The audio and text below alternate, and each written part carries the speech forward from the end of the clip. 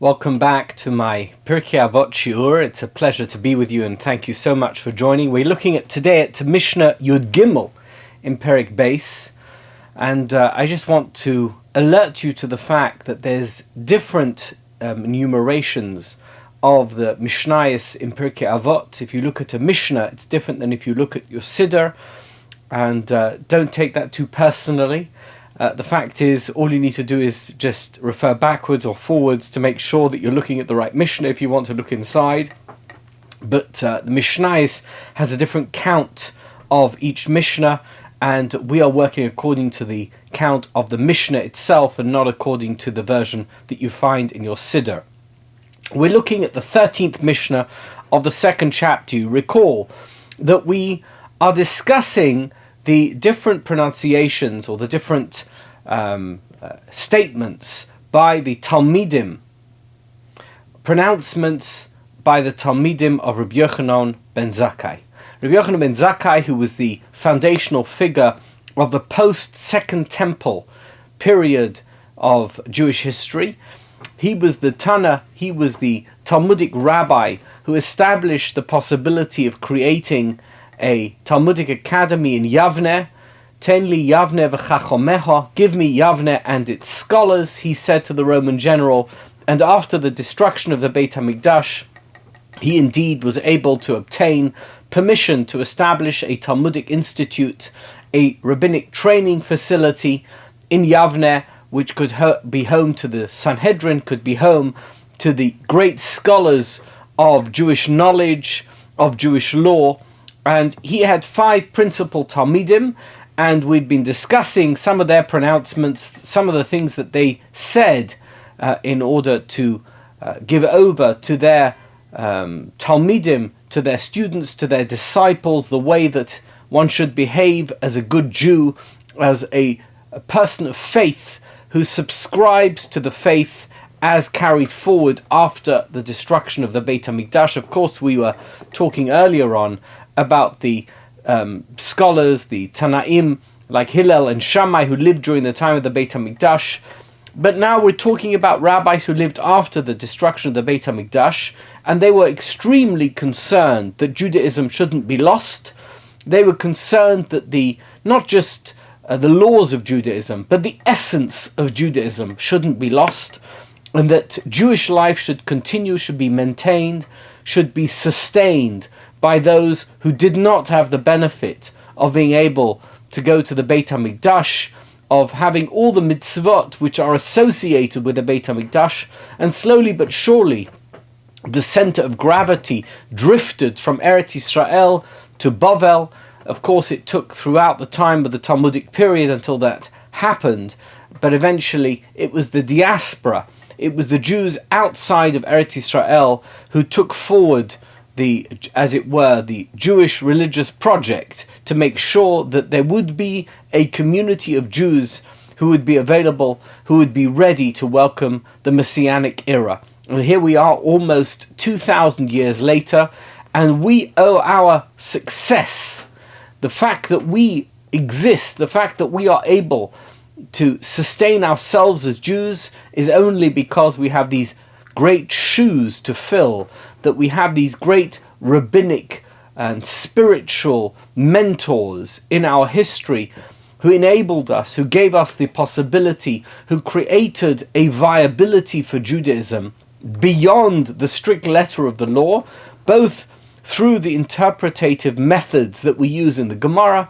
and also in this very concentrated text that we call Pirkei Avot, Ethics of Our Fathers, how one has to behave as a Jew. It's not good enough just to know the laws of being Jewish. How should one behave as a Jew? And each one of the rabbis had their own favorite method by which they felt that their students or those that followed them could maintain their Jewish standards. And that is the ethics that they wish to convey for future generations. That is what we're going to be talking about today, which we've been talking about for all the previous shiurim that I have given on Pirkei Avot. We're only, can you imagine, there's 6 chapters of Pirkei Avot. We're only halfway through chapter 2, and we've got so much way to go. But we're going to be talking today about Rabbi Shimon ben Netanel. Who was Rabbi Shimon ben Netanel? Do you know who he was? He's not mentioned that often in the Gemara or even in the Mishnayos. In fact, he's only mentioned here and in a couple of other places. Rabbi Shimon ben Netanel was a Kohen. He was a priest. He was a priestly descent. And the key thing is that, first of all, he was an incredibly pious individual. He was known for his piety. And it's important to have pious people that one is associated with. People who take the law and the detail of the law very seriously for faith reasons. Not because they are OCD, but because they know that it matters to God. And when you are associated with such people and you see the diligence of their observance, it rubs off. Reb Shimon ben Netanel was such a person. He was extremely diligent in his observance of every Jewish law. And we're going to see, in fact, that he talks about the observance of Jewish law in the statement that he makes for Pirkei Avot.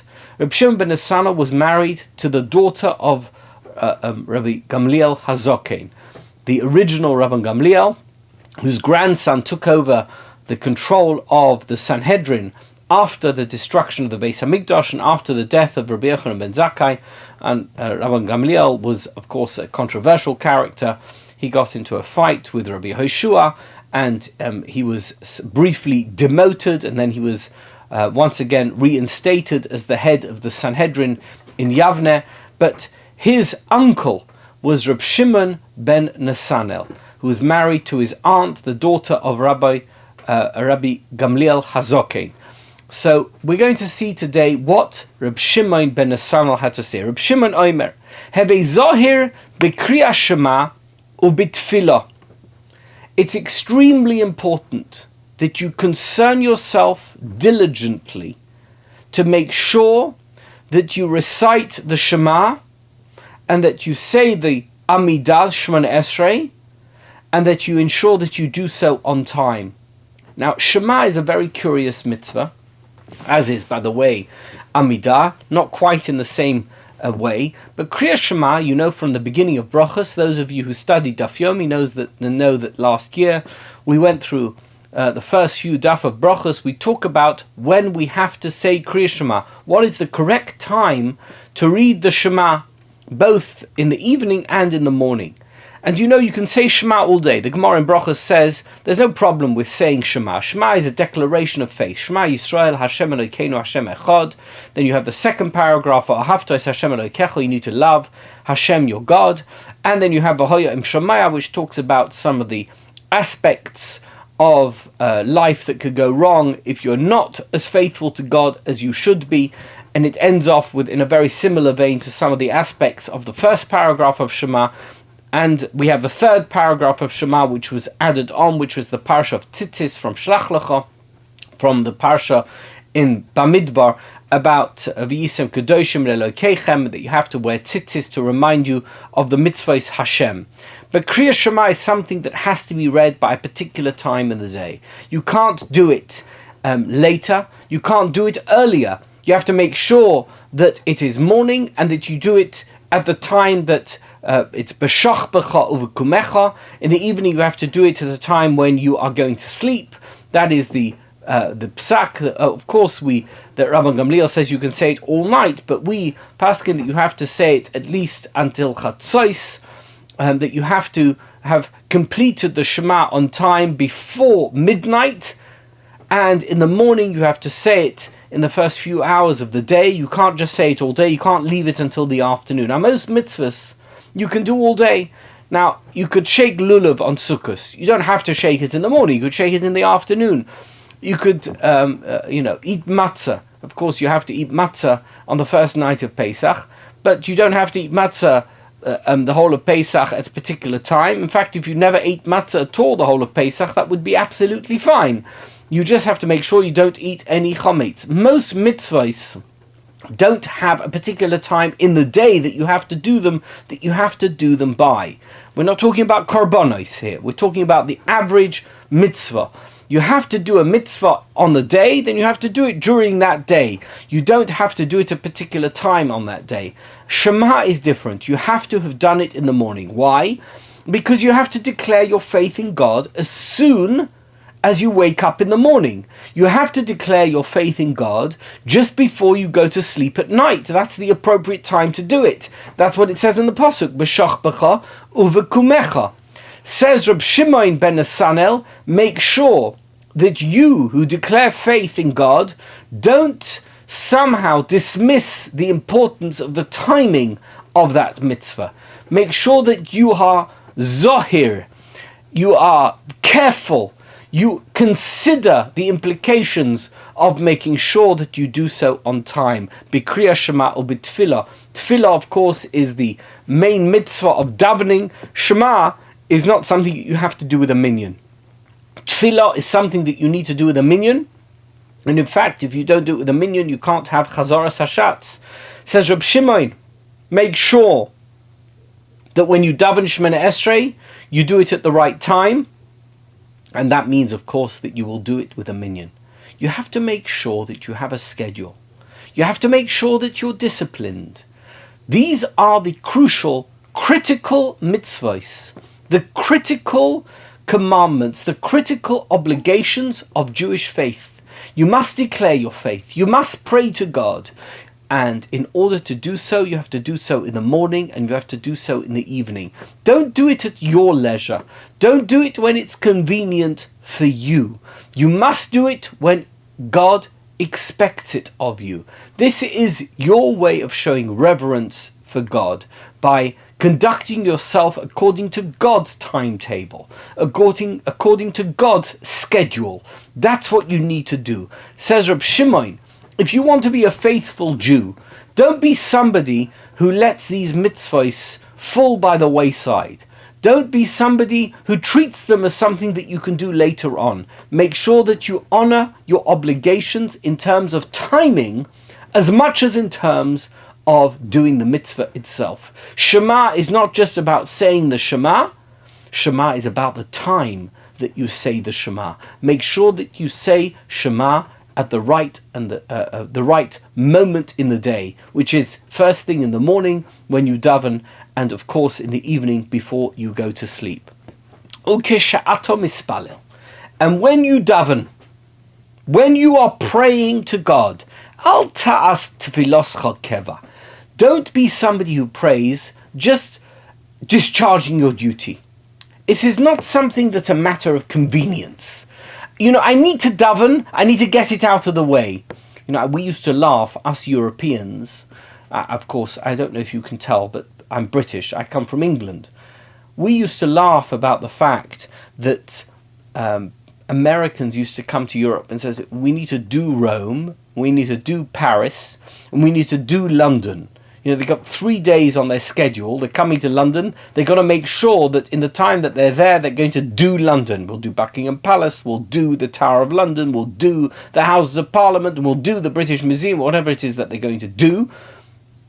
That's not how you treat something which has deep meaning and great depth.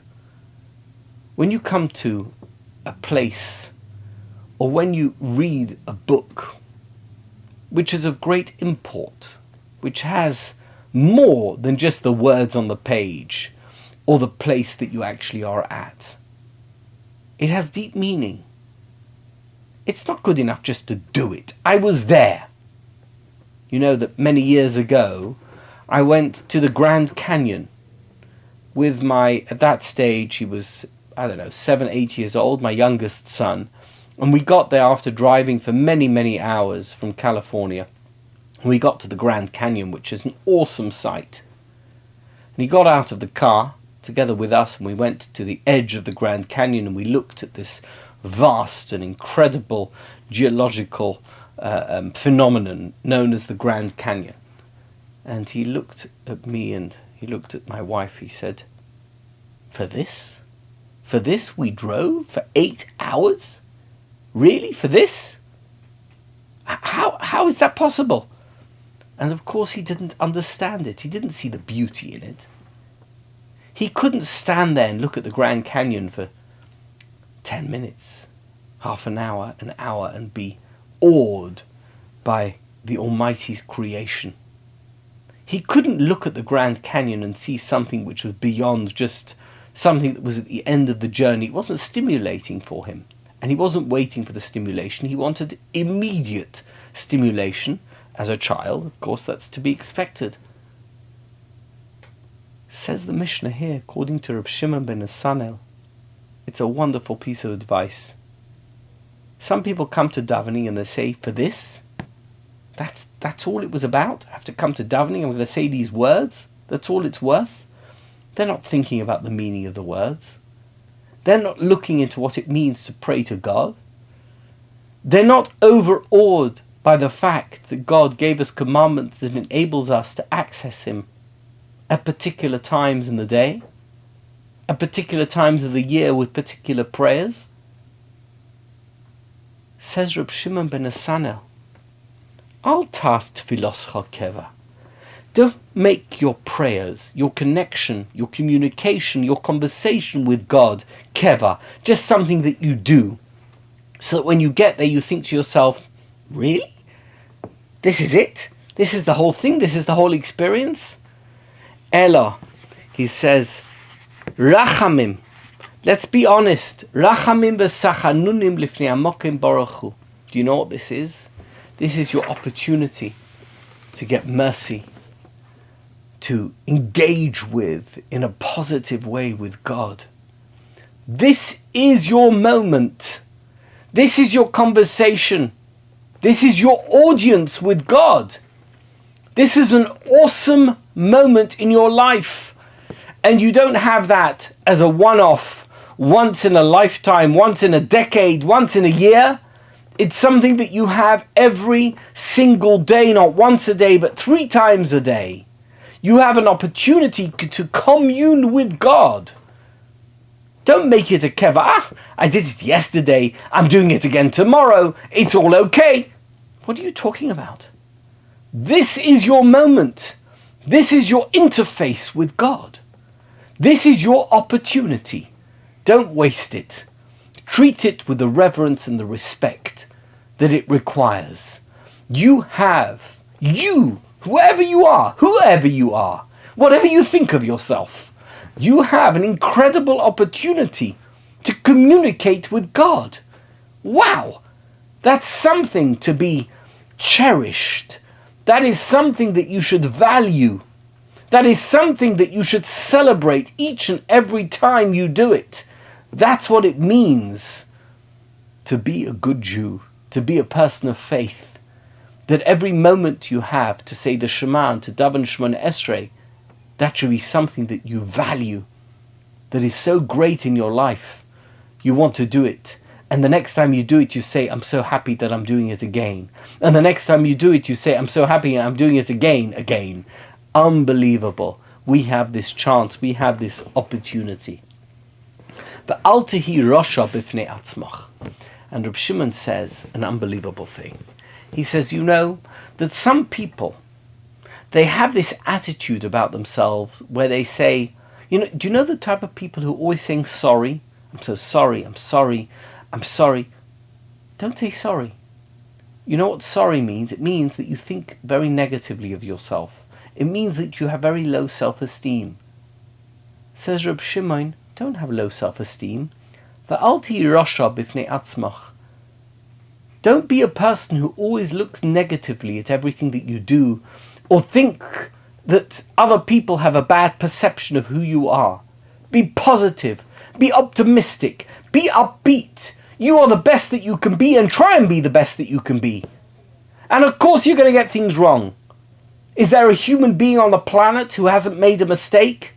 Is there a human being in the world who hasn't done something wrong in their life? Absolutely not.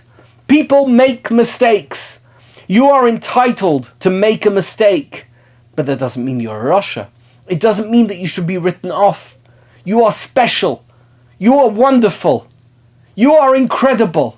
You are a person that God values so much so that He gave you an neshama. He gave you the ability to communicate with God. Your neshama is a little piece of God inside you. Don't tell yourself that you're a Rasha. It's just an excuse never to improve. If you tell yourself that you're bad, that just means that you're not able to be the special person that you can be. It gives you the ability to write yourself off even before you've succeeded in being the special person that God knows that you can be, which is why he put you here on planet Earth. Says Rabbi Shimon, I know it's possible that you can be the best version of yourself that you can be. I know it's possible that you can be disciplined in your prayers and in your devotion to God. I know that you have the ability to be better than you think that you can be. Don't write yourself off. Don't imagine that you are unable to be the special person that God expects you to be. Because you can be so special. Not you can be. You are so special. You are a little piece of God in God's earth. He put you here so that you can act as an interface between the heavenly spheres and the physical material universe. That is your duty. Make sure that you honor that duty in the best possible way. Make sure that you take that project forward and that you are a person who always is at the forefront of anything spiritual, of anything which is faith-based, of anything which is positive, of anything which builds other people up and builds yourself up, so that you are the best possible version of yourself that you can be. That is Rabbi Shimon's advice. He was one of the great Talmidim of Rabbi Yochanan ben Zakkai, and with that we will leave it. Thank you so much.